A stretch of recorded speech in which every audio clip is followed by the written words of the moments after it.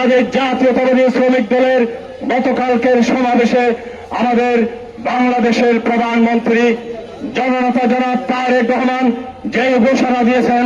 সেই ঘোষণার আলোকে প্রত্যেকটা জাতীয়তাবাদী শ্রমিক দলের প্রতিটি সদস্যকে অগ্রণী ভূমিকা পালন করতে হবে। শ্রমিক ভাইরা, আপনারা গত 12ই ফেব্রুয়ারির জাতীয় সংসদ নির্বাচনে প্রত্যেকটা জাতীয়তাবাদী শ্রমিক দলের প্রতিটি নেতা কর্মী, আমাদের প্রত্যেকটা ওয়ার্ড বিএনপি, প্রতিটি আমাদের অঙ্গ সংগঠন যেভাবে আপনারা কষ্ট করে আপনাদের মাথার ঘাম পায়ে ফেলে আপনারা যেভাবে ভূমিকা রেখেছিলেন, আপনাদের অক্লান্ত পরিশ্রমের কারণে আজকে আমাদের প্রিয় নেতা জনাব সালাউদ্দিন আহমদ সাহেব সেই দিন 12ই ফেব্রুয়ারির নির্বাচনে লক্ষাধিক ভোটের ব্যবধানে তাদেরকে পরাজিত করেছেন। এই অবদান আপনারাই রেখেছিলেন, এই সংগ্রাম আপনারাই রেখেছিলেন, এই আন্দোলনে আপনারাই শরীক হয়েছিলেন, এই পরিশ্রমে আপনারাই শরীক হয়েছিলেন। প্রিয় শ্রমিক দলের ভাই বন্ধুগণ, আপনারা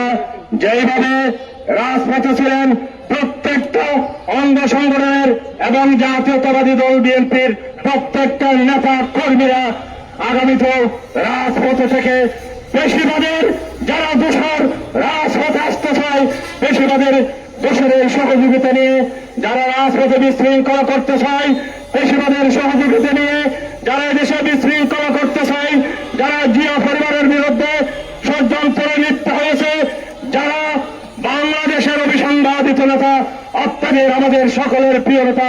কক্সবাজার জেলার 100 বছরের শ্রেষ্ঠ সন্তান বাংলাদেশ সরকারের মাননীয় স্বরাষ্ট্রমন্ত্রী জনাব সালাউদ্দিন আহমদের বিরুদ্ধে যারা ষড়যন্ত্র করতে চায়, তাদের বিরুদ্ধে আপনার ঐক্যবদ্ধ থাকার উদাত্ত আহ্বান জানিয়ে আমার বক্তব্য আমি এখানে শেষ করলাম।